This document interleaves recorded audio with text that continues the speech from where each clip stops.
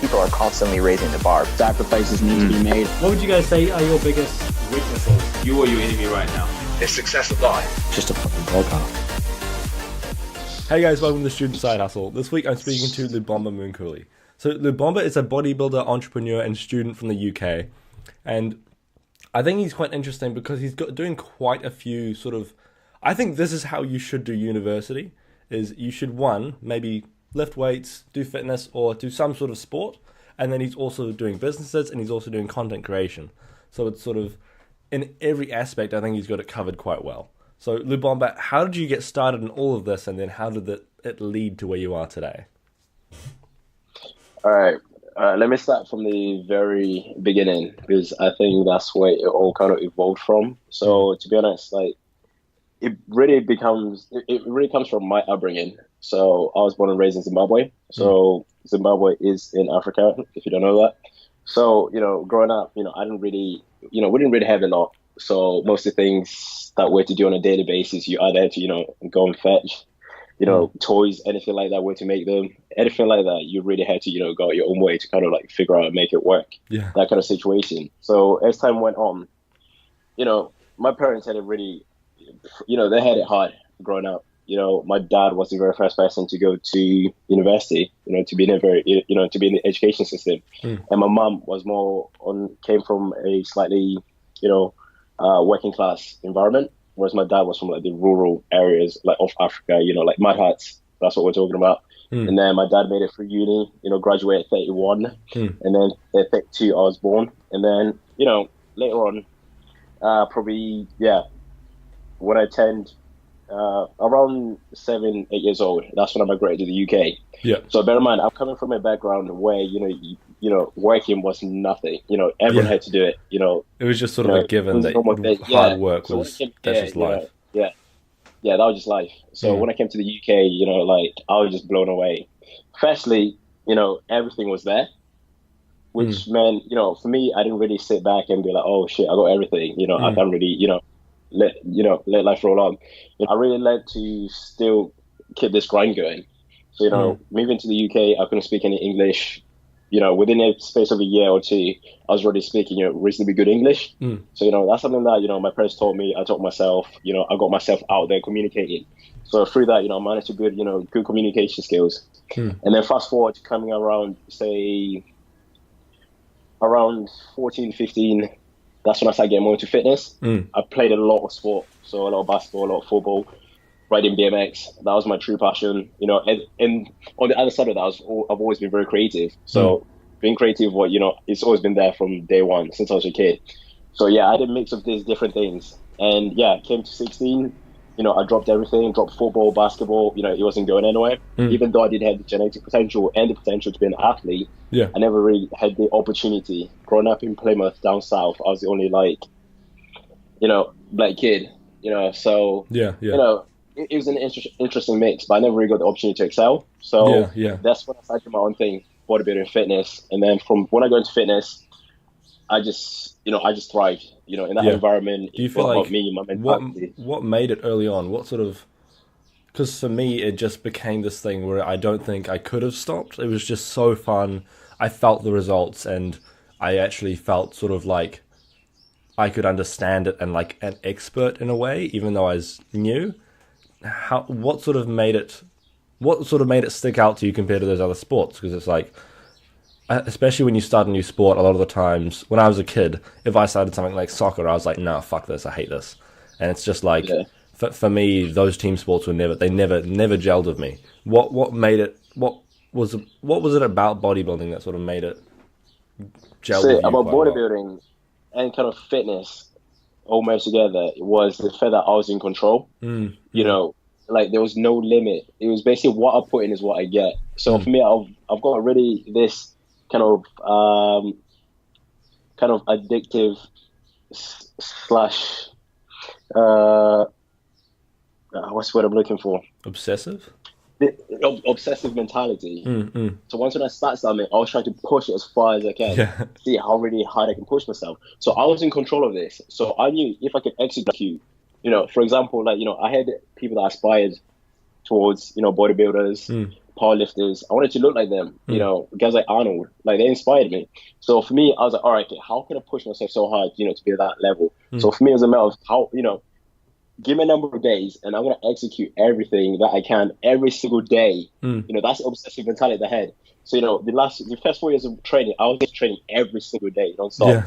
So it's a matter of, okay, I'm going to eat rice and chicken every single day from this day on. And as soon as I joined the gym, you know what happened? I was in the gym every single day, Monday to Sunday, eating rice and chicken. You know, I started off my meals, you know, from, you know, I always believe, you know, you don't need to start, you know, you don't need the most perfect start. So I found you know, anything within reach that could help me to get there. So my food wasn't all perfect, you know. I was just finding, you know, items in the house that I could eat that could, you know, potentially push me and help my diet and nutrition. Yeah. So, you know, I would eat, you know, have a structured diet. And from day one, eggs were like part of my diet, and I always executed. Yeah, because you eat like 10 eggs a day for breakfast or some shit, right? Like, yeah, a 10 eggs a day, and on top of that, post-workout and during workout. So yeah, that's how, you know, from day one, you know, I've really nailed it down, and I knew that's what I had to do. I don't know, I can't pinpoint exactly where it came from, but in my head, I knew that I had to, you know, I had to do that. That's the only way you can do it. Yeah. So that's where the hustle comes from. That's where the drive and the commitment. Like you said, you know, that comes from my roots and my upbringing, and that's always been the foundation of who I am. So for me, you know, jumping in, you know, starting new ventures and doing these different projects, like, it doesn't scare me. All I know is, you know, I need to do my part for it to work, and that's where it came from. In bodybuilding, I found that because I'm in control. You know, I can't blame anyone for any mistakes or anything that I do. So, you know, it was all up to me, and you know how, you know, the only way I can fulfill my future is by doing these things, and that's just how it is. Yeah, I completely relate to that. Like, it's like, I find, and this is sort of the thing that troubles me a bit about sort of kids in our demographic. It's like, I feel like a lot of them don't, I feel like even if they're told that, they may sort of understand it, but they don't actually take action on it, realizing that genuinely no one controls anything in your life except you, and well, maybe they do, but it doesn't matter anyway. It's just irrelevant. Like, if you want any sort of lasting change, it has to come from you. And it's like, it's such a basic concept, but I think it's missed by a lot of kids. And like, it's same with fitness. Some form of structure applied to anything, you know, with planning and then execution. Yeah, you will get there. 100%. I think the ultimate, you know, the biggest pitfall for most people, or the biggest thing that holds people back is laziness. And I think laziness 100%. Is the biggest killer of dreams. If you've heard that quote before. Yeah, it's just like, I don't understand how people can do it though. But I guess I don't get the rationale, or maybe it's just there is no rationale behind being lazy. It's like, for me, it's like, well, something like the podcast doesn't feel like work, but it's like, even going to the gym, like, that doesn't really feel like work either, but it's not. Yeah, it's just like, then I don't get how they can be lazy in uni or all that shit. And just my big issue nowadays is with people our age. It's like, I find a lot of them will focus on things like, oh, bro, have you watched this new series on Netflix? And I'm like, no, I don't care. And it's like, the goal of this podcast is sort of to push people more towards their fun thing, being a podcast or being the gym or being something else that's actually interesting. Because it's like, you gotta figure out where you stand, and it's your responsibility. I feel like, you know, we all have a role.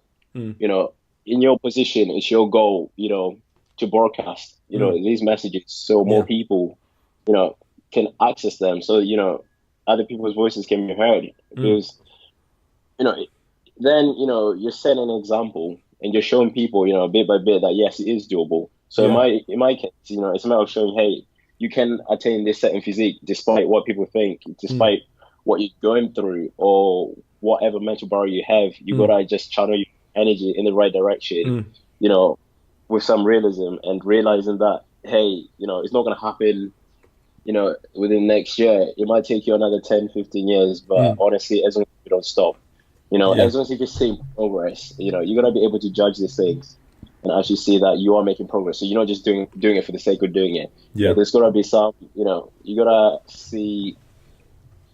have some form of something to validate, Mm. you should keep going. And as soon as you start seeing progress, it becomes addictive. And for me, once I saw progress within the first year, and then the second year, and then that's when social media kind of Instagram came in. Yeah. Like people start realizing, and it was a matter of all right, okay, I'm doing this. How can I help other people? And I started replying to DMs and telling people exactly what I do on a daily basis. Yeah. Honestly, is bring it down to the most very fundamental principles that I follow to execute each day by day. Whether those people take that on board, I don't know. It's up to them. But honestly, I did whatever I can to make sure that they knew with full transparency what I was doing and how I'm doing it and for how long I'm doing it. And that's what I did, and I felt that's my duty to do that. And bear in mind, I was only 17 at the time, and that was the time where my social media, kind of started to grow, and I was becoming recognized more. Before we touch on the growth, did you find, and this is something that I kind of want to make very clear to a lot of people, and I was just talking about it on my story last night. It's like, I find a lot of people when they start, they'll quit very early, and that's obviously going to happen. But the thing is, for example, when they look at someone like myself, someone like yourself, someone like anyone doing anything remotely like this content-wise, it's like my first 20 podcasts, I literally had like 3 bloody views. Genuinely something like that. It's like, that's the thing. It's like, you're going to have a period of time where you get like no views. Like I even still on YouTube, like I don't do YouTube much. I just sort of leave the podcast there and just put them in. But it's just like... Honestly, the first initial steps, like you won't see anything. It all seems impossible until done. Yeah, literally. I thought it would never, like ever start to grow. I thought I'd get no recognition. It would just be grinding away for no reason. And there was a period of time where it was very depressing. But it's like... It is very hard. Yeah. Bear in mind, my first 2, 3, my first month, obviously your first 6 months of training, they feel like eternity. It feels like nothing's even happening. Everything's taking forever. But you got to realize, a lot of people, you got to be, you got to break down your goal to the very simple things. And you just got to remind yourself that as long as you do that, one step at a time, you will get there. But at the same time, in my head, it's kind of funny because I created this, the way I like to explain it is almost like some like kind of time travel mental like idea that I'll tell myself that, okay, all right, on a daily basis you're gonna do this, this, and this, right, and then you're gonna make it such a routine that make it a subconscious thing that you're just gonna do, and then once when you do that, once when you nail that to the bone, you're just gonna let it flow, let it roll, let it do its thing. So you're already going to the gym, your diet is covered, you're going to school, you're doing all this thing. So that's in auto mode. You're just doing it. And then I want to tell myself in 2 years, I want to be in this position, I want to look like this. Right. And this is how much I want to weigh. And I did that. And literally within the first 2 years, I told myself that. And then when 2 years went by, I looked back, I was like, holy shit, I actually did it. Like, I actually did it. It's kind of crazy because in my head, when I explain this to people, it's like, what? It doesn't make sense. So in my head, I could almost create like this barrier that blocked everything that I was doing, and I let my life, I just lived my life. But I made sure that on autopilot, I was doing these things, waking up in the morning, early in the morning, having my breakfast, making sure my meals are prepped, going to school, coming back, do this. And that was done. That was just me. That's my routine. And I'm never going to break that. And, I vowed that I will go by that and I will never, ever break it. And you know what? To this day, in the morning, I've never skipped eating eggs in the morning. Are you serious? And that's always been part of me. Yeah. Unless, obviously, when I went on a school trip, there was a point, obviously, where I couldn't get eggs. Or, like the lunch place didn't sell the eggs. But every morning, regardless what I was doing, where I was, I made sure I had to get, my breakfast was important, the most important meal of the day. And I did that. And I still go by that. And, it just becomes part of you. Do you find, but you got to is that the sort of, to that person. Are those the sort of habits that you think? Because I was having a conversation with my best friend Aria yesterday, and it was basically, we were talking about a sort of rut that I'm in recently, and she thought that one of the good things for me to do was focus on things like literally making my bed. Because a lot of the time I'll have a lot of the other productivity habits, like I'll have the, I'll time management and just setting habits and scheduling things and all that sort of thing, and all the sort of higher level habits. But then basic things like keeping my room clean and fucking making my bed, like I wouldn't have that down. Yeah, it's got to be done. Yeah, Do you think those things, and is there certain other habits you find that actually, strangely enough, make a big difference? And why do you think that is? Kind of funny. With things like that, yeah, I do have a few. But with things like that, for example, like, making the bed, like, that's something that I had to do. I was expected to do that because, growing up in my family, there's certain things that you have to do, and there were certain things that weren't acceptable. So for me, like, making sure my bedroom was tidy, hoovery, and making sure my bed was like, done up, it was all good to go. Yeah. That was just part of life. So for me, that was, those little things get embedded into your mindset and you get into a routine of doing them. And that becomes your life. But yeah, for me, I've developed, certain techniques and certain characteristics that, contribute to my productivity. What do you think the ones are that what do you think the ones are that the student or the entrepreneur listening to this should take on board? What do you think the most beneficial ones are that if they're not already doing, they're definitely missing out? So if you're at this stage, you're 18, 20, 22 or so on, and you're already in the trap of, adult life or adulthood. Yeah. Always write things down. Always write things down. Like what in my notes, things my phone. So your personal goals, daily, anything that, you're looking to execute, on a daily basis. Yeah. Even if it's just simple as your shopping. Because honestly, the chances are, humans, we're very bad at remembering things. Yeah, I we tell ourselves in our head, we tell ourselves we want to do something. It is gone. It is 100% gone. Like I've sort of left it there just sort of as a memory, but when I first started getting into this mindset, I have like a whiteboard wall, and I've got my old goals just sitting there, and a lot of them are not relevant anymore. Like it was like a 65 kg bench press, which was, now I've like surpassed that by quite a bit.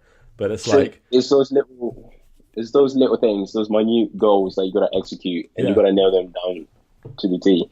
Regardless, for me, like when I started off, I told myself, all right, at this stage, I want to be 70 kilograms, and I know at some point I have to weigh 75, and then 80, then 85, then 90. My ultimate goal was 100. And you know what? I'm 22 years old right now, and I've reached that, and I've surpassed that because I knew, as long as if I implement these little things and execute them small, one step at a time, I will do it.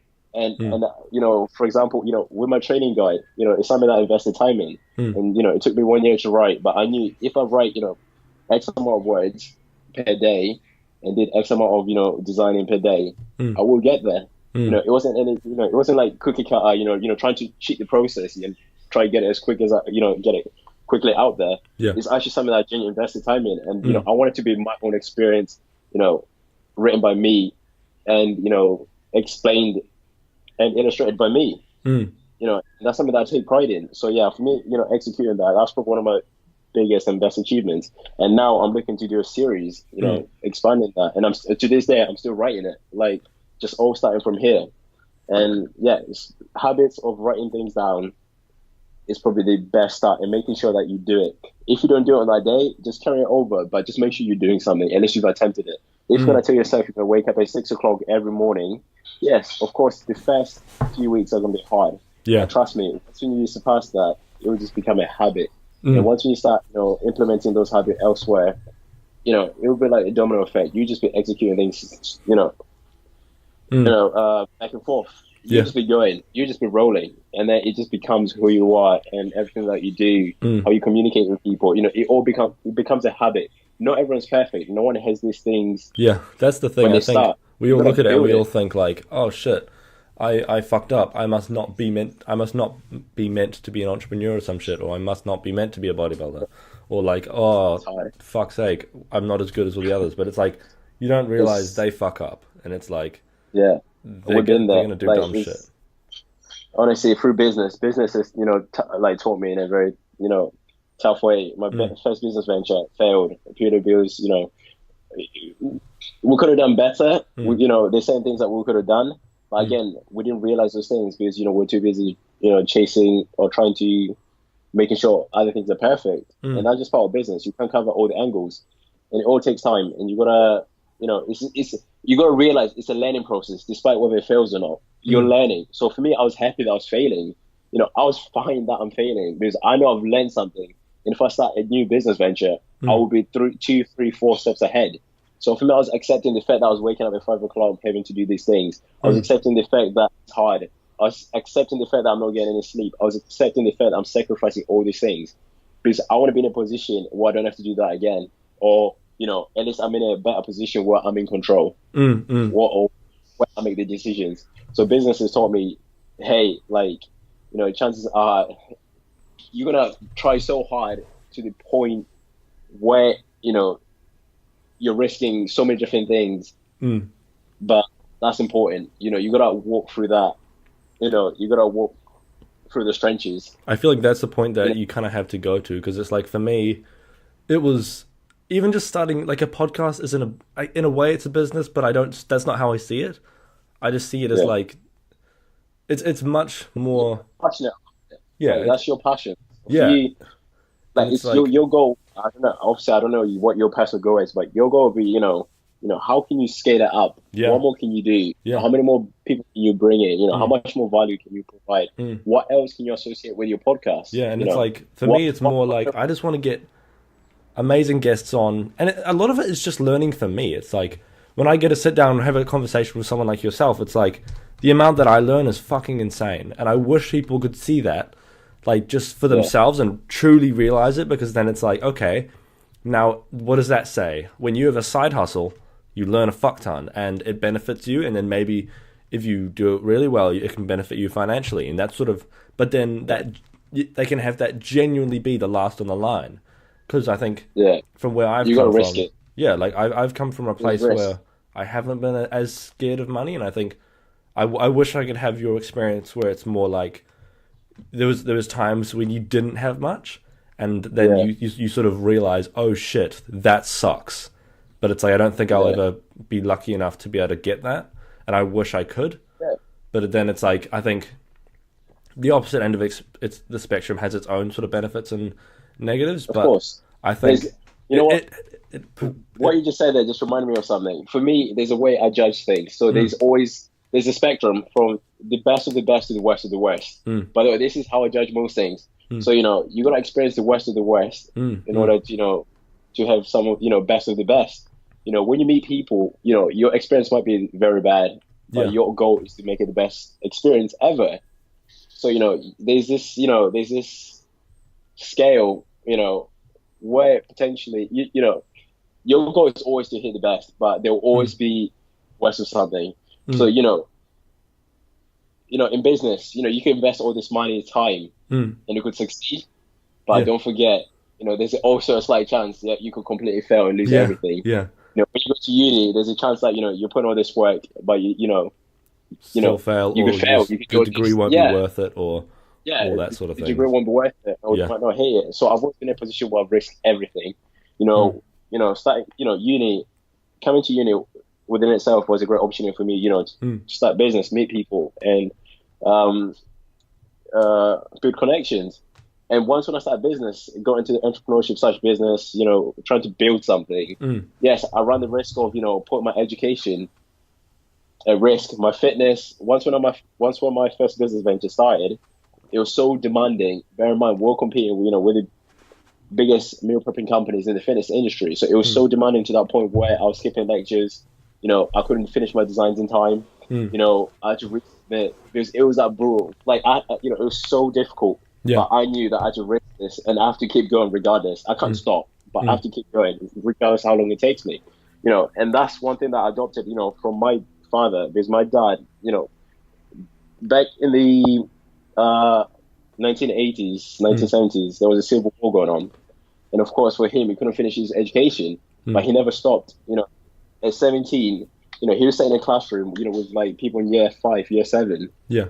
People that were 12 years old. And then he didn't graduate until 31. And then which he got into teaching. And bear in mind, at 31, and being in college with, obviously now, it's, widely acceptable. You can go to university at any age. But, he was like, one of the oldest people in the class by a long shot, by 10, 15 years.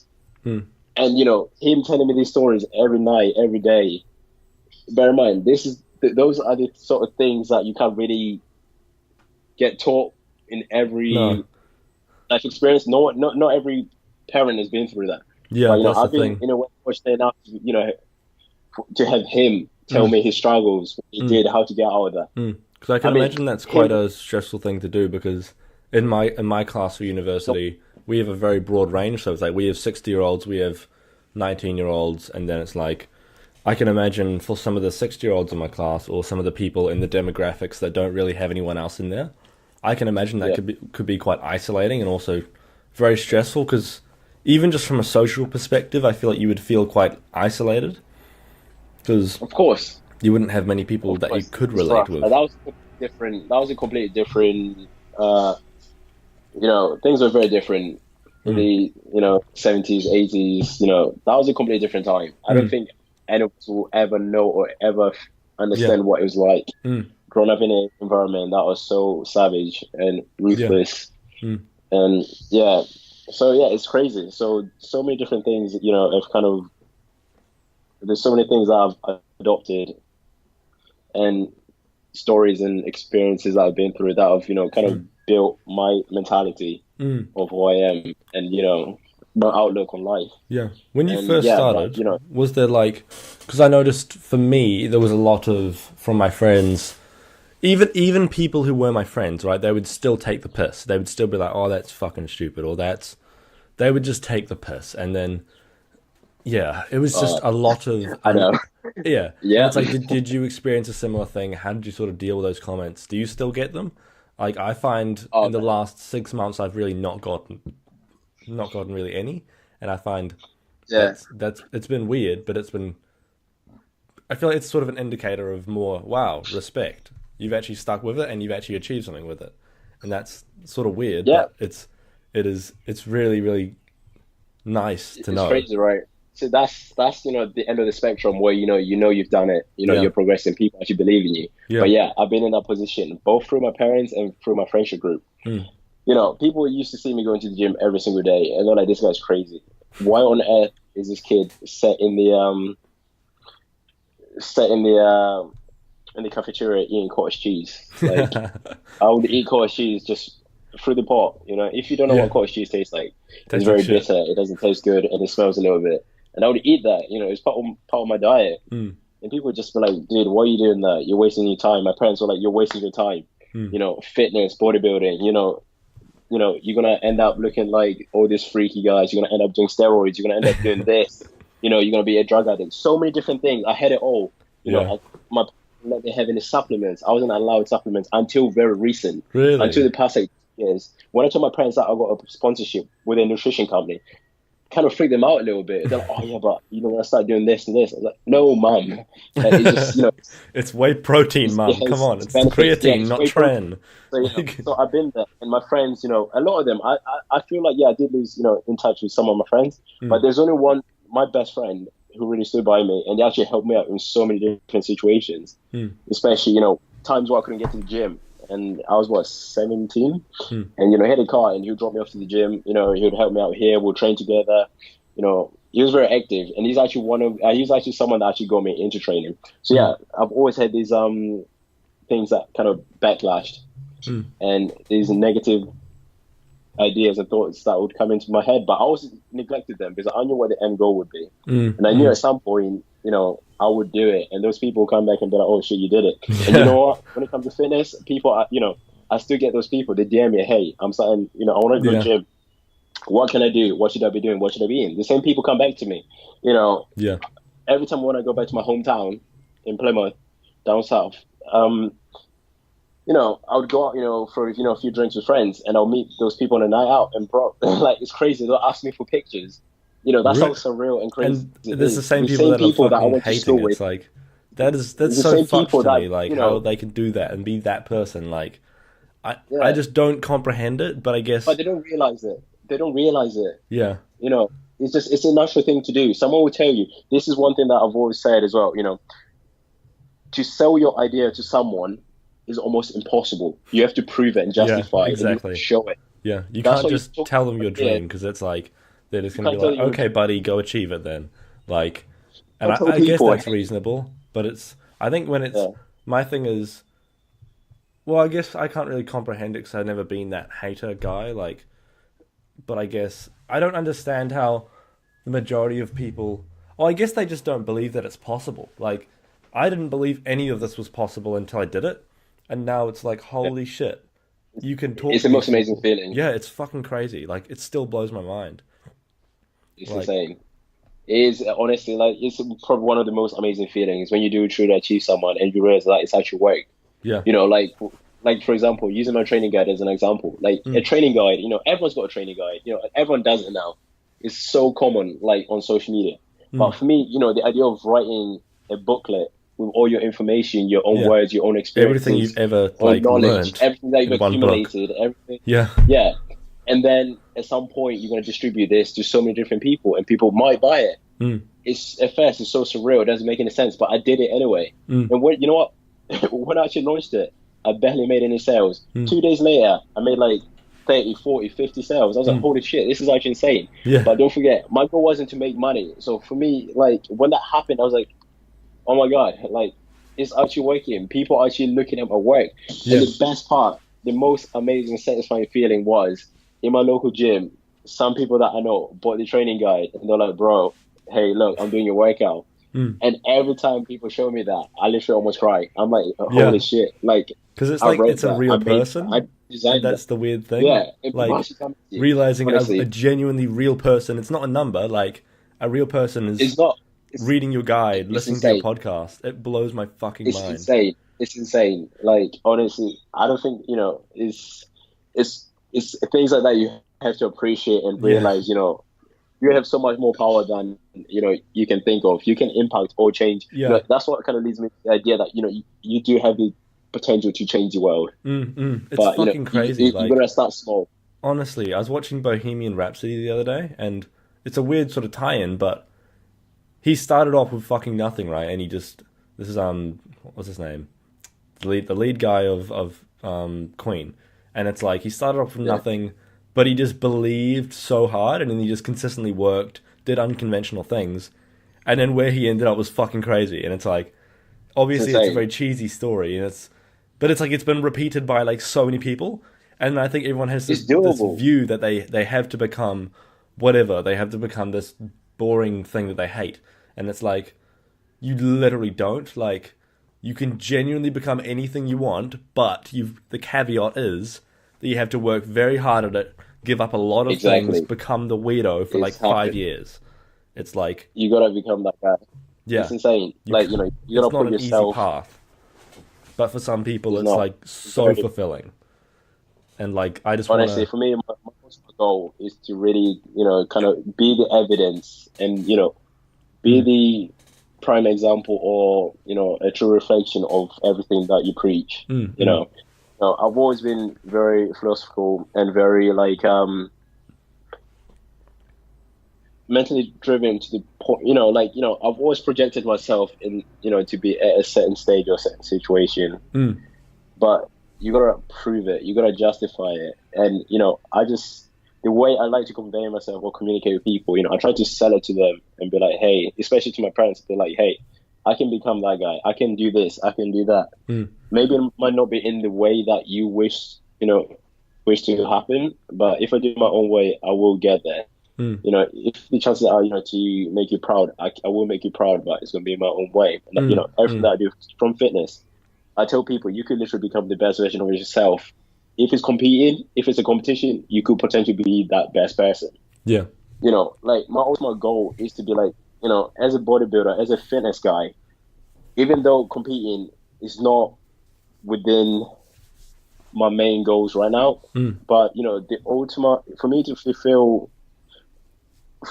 be, you know, to build my best physique, I've got to put in the years. You know, I know for a fact that I won't look my best until when I'm 26, 27. Because I know my body has to go through a process, a maturing process. And as a natural, it's a long journey. Like, do you know Alberto Nunez? Exactly. It's like he's doing a 5-year bulk. He's like 35 or something. Like, dude, it's crazy. That's the thing. It blows my fucking mind. Like, I've been bulking for 3 years now, and it's like, it's not a. People think it's this short process, but now for me to maintain this is relatively easy, and it's like exactly that's the same for me. So for me, building this physique is taking time, and you know what? Especially with social media, you know, people want to see things fast. You know, I do have friends that have progressed very quickly. You know, they're doing amazing things. They're getting photo shoots. They're getting promotions. You know, all these things because they're in their most peak condition. You know, they're looking their best. But whether they can sustain that for how long, I don't know. But I know for me to sustain a level of, you know, of the physique that I want, it's going to take time. Yeah. And I don't think I'll reach my potential when I'm 27, 28.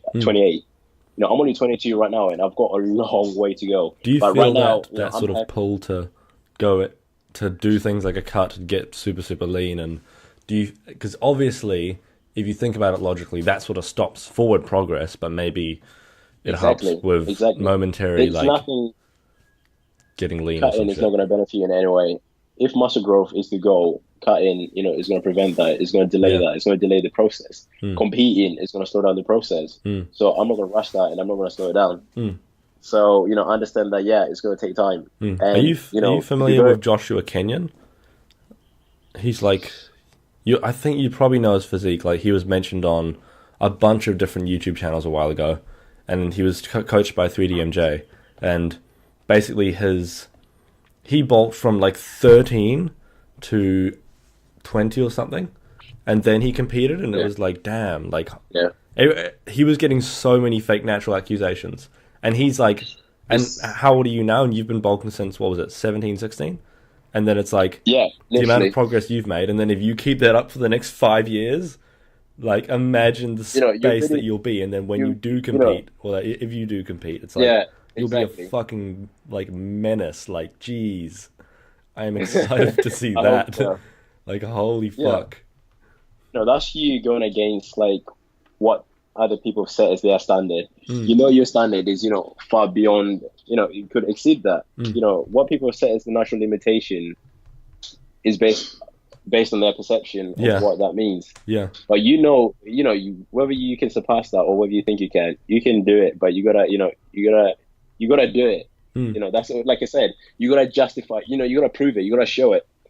So, you know, like, for me, my goal from day one is to show my progress every year, step by step, being very explicit with everything, you know, being very loyal to what I've said, and being very sincere with my process, with full transparency. So for me, being a natural lifter, bodybuilder, if that's what you want to call it, you know, I'm showing my steps, you know, every day I show what I eat, so people can't leverage or justify why I've got to a certain position, because I've proved that I can do that. You know, you've proved at this point that it's like, it's work. There's maybe there's some component of genetics, but there's no reason to even talk about that part of it, because it's like, that's not why you're where you are. It's just that sheer commitment. Yeah, it's that sheer dedication of just being committed to something. So for me, my diet is one thing that, you know, I like to prove the point that, hey, you got to do this every day. Like, that's it. Don't question it. Just do it. Yeah, so, like, you know, when I think about your diet, I think cottage cheese, I think eggs, and it's just like, fundamental things. Yeah, just build them up. And it's like just consistently eating that. Do you know Jack Thorburn? Brian. No, I'm not familiar. He's a British bodybuilder. He's very, very good bodybuilder. He's dealing with some health stuff right now, but every day on his story, he'll post the same meals every day. And ever since I followed him, like a year, and it's like, every single day, the exact same meals, exact same thing, and it's like, he does M1, M2. Yeah, so much consistency. It might get boring. It might get boring for you to watch it. It might get boring for other people, you know, to accept that, but that's what you have to do. Yeah, like, it's what it displays. It's like, you see him, and he's just doing it every fucking day, and that just blows my mind. For me, I have to keep my diet very clean, high protein diet, you know, carbs, like, you know, I knew the foundation, so I had to stick to that because it's working for me. Yeah.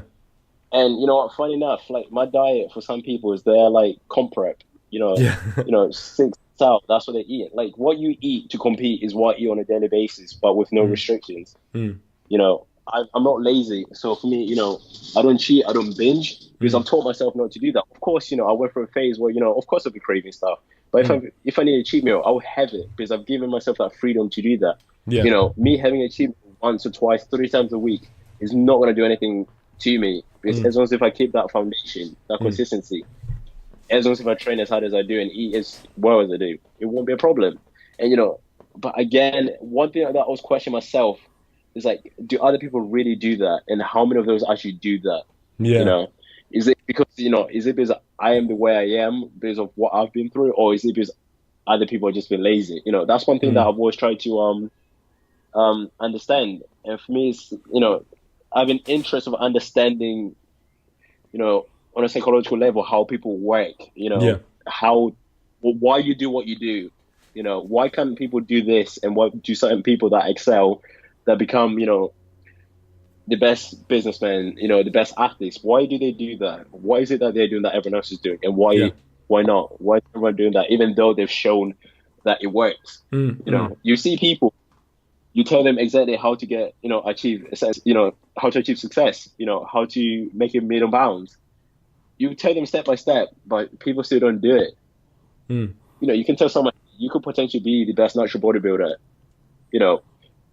that's ever stepped on this planet. Obviously that's a bit ambitious, but the chances of them actually doing those little things, it's like, I don't know many people, and even for myself, I don't even know many people that do what I do, and I don't do nearly what you do. So it's like, for them to ever claim, oh, must be a fake natty, must just be good genetics, it's like, fuck off. You haven't even looked into doing that amount of work for a week. Now do it for 7 years. That's the thing. People have such a low perception of what you can do naturally nowadays, and it's like, they seriously, you just gotta, you gotta be, have a higher level. You gotta have a high level of thinking. You gotta accept that, hey, they don't really know, they don't understand, and they'll never will. Does it piss you? Do you get quite a few? Do you get many fake natty accusations? Because it's like, even people in 3DMJ, they're the most reputable natural fucking coaching group ever, and they still get fake natty accusations. Dude, I can see why Alberto does, because he looks fucking insane. But then you see him in his off-season, and he gets fat as fuck, and that's that's how it works. And he's a phenomenal bodybuilder, and he gets shredded, does it consistently. I get that. It's, for me, it comes and goes. It's always been there. But the fact that, hey, how do you stay so lean all year round? I've told you, I eat a clean diet, and I train fucking hard. What do you expect? But I get them. People question whether it's true or not. But the thing is, I don't think I'll probably get it until a certain point. I think it's gonna get worse. Because for me, I really believe that I will achieve something special within the next 4 or 5 years coming. Because I truly believe at that point, that's when my physique will be fully matured. That's when I'm going to look my best. Whether your goal is trying to attain 20 inch arms naturally, whether it's attainable or not, if it does happen, it does happen. But there's certain things to some people that will never be perceived as doable until done. Even when done, still question you. So for me, I've said, I've been very sincere with my process. Been very transparent. And whether it means doing a drug test, I'm happy to do that, and I'm hoping to actually invest in one, just to keep a record. Until when I do get to that point, so I can prove and justify why I look like the way I do. But I again, building that would be quite frustrating, because it's it's like you've put in all this work, and then all of a sudden it's like, oh, hey, you must have cheated. It's like, fuck off, seriously. If people start accusing me, I'm just gonna get fucking mad. I don't think then I'm definitely not at a level where they will yet, but it's I know I will be one day, and I've come from a pretty shit place, so it's they'll be like, oh, you cannot gain that much naturally, because as a percentage of body weight, I've gained quite a lot, but it's if you compare me to the normal lifter, I don't look that amazing, but it's I just think it's your own route, it's your path, it's your journey. But again, in the fitness industry, there's some people that claim natural, regardless whether you think they're natural or not. As long as you genuinely believe, as long as they're sincere enough and, shown that and proven that they are natural, you believe that, and you have the right to use that as almost as a benchmark to what you can do. There's of course the same guys that we know in the industry that claim natural. And for me, I sincerely believe, those individuals, some of them are 100% natural. So, for me, I'm using that as a benchmark to see if it's attainable. And I want to do what they, whatever I can in my own means and what they've done to keep pushing myself to get to that level or go beyond that. A lot of people won't do that. They will just jump to conclusions. But I truly believe, yes, it is doable, but you got to do, your own way and figure it out and make it work. like, you gotta, you gotta mold yourself into that person for that to happen. And, you won't be the average person to do that. What I do is by no means average, eating, being this dedicated, non-stop every day. I don't think that's for everyone. Yeah. But the same people in different industries that can do that and that do the best, So yeah, I think, you get to a point where you start realizing what you're doing is no longer average. You're really, becoming something that's not for the average person. So once you start getting to that level, you really understand that you're onto something special. And again, you reaching that certain standard, you're one of the, 2%, 1% of people that will do that. So yeah, again, that's excitement, that's drive, And I think it changes a lot of the way you think about life, because I think even just going back to the whole control thing, it's like with fitness, you are in control, and that's like end of story. Exactly. Like no one else can make you eat those eggs. It's like, it's just not going to happen. Is there anything like resource-wise and book-wise that you like? Is there any books that you've particularly liked? Any podcasts? Any people that you've learned a lot off? And what would those people be?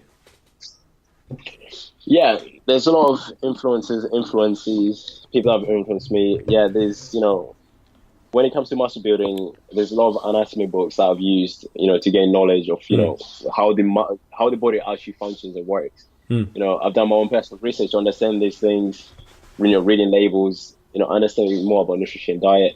But at the same time, I've used examples such as like, a prime example, someone like Simeon Panda, like he's probably one of the most successful people in the fitness industry. I'm not too fond. I'm not too, his idea of success is fine for him, but I'm more, attracted to how he's able to stay so committed. And you can tell, you can't fake that. There's certain things that you can't fake. How he's so committed and dedicated to training, year in, year out, day by day. Yeah, like even regardless of whether he's natural or not, it's like you wouldn't achieve that with a half-assed work ethic. Like exactly, you still got to appreciate that entrepreneurship as well, other than just bodybuilding. Building yourself. It's literally building yourself. Guys like Arnold. The guys came, from Austria to the USA, to be a pioneer in whatever he did and killed it. Like, you got to appreciate that. People go through rough spots. People have been through tough times. You have to appreciate that. Guys like Gary Vaynerchuk, guys that actually preach what they do. They preach and live and breathe what they talk about and what they do. You got to appreciate that. And, you got to consume that. And you got to realize, yes, you got the power to do that. Yeah, and you fully do. You need to get to a point where you've done it. You've been at that. Like, I feel like that's when you can fully appreciate it. It's when you've been in not been in their shoes, but done a similar sort of thing where you had to put in those hours, done the 9 to 5, and then you get home and you do the 7 to 2. It's like, that's the sort of thing that I think really makes you realize how much you actually have to put in to make something like this work. Like, for me, it's like, I try to maintain a relative balance when it comes to university and the podcast and all that, but it's like, it's important.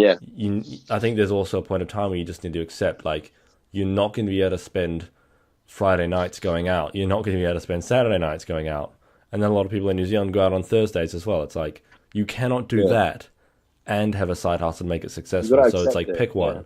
Like, people like, hey, I've got a 9 to 5. I'm like, okay, I truly respect that you got a 9 to 5. Fair enough. But honestly, to some extent, yes, I can relate to that, because I've been in a situation where I was working the same hours, with more hours on top of that, having to go to school, having to go to the gym, having to eat my 7 meals, 6 meals, 7. I still had to do that, and I did it. It's like, I knew and understood the pain. I knew what it felt like. I knew how shit it is to wake up in the morning and to still having to do that. And to make sure that you're making money. And people still tell me that. I'm like, yes, I fully understand that. It's so bad. It's so shitty. You're in a shit job. But that's not going to justify why you don't want to, make your goal a reality. Like, how on earth is that even stopping you? Like, if you're going to make it happen, you will do it. Yeah, it's like, if it means, it's like people think... Like, I'm not going to sleep 4 hours and wake up tomorrow at 6 o'clock. And I want to make sure my meals are all cooked and I'm ready to go to work. And then when I come back, I'm going to go to the gym for 2 hours. And on top of that, I'm going to do 3 hours of writing my training guide. And that's the thing. It's like I Or I'm think gonna start my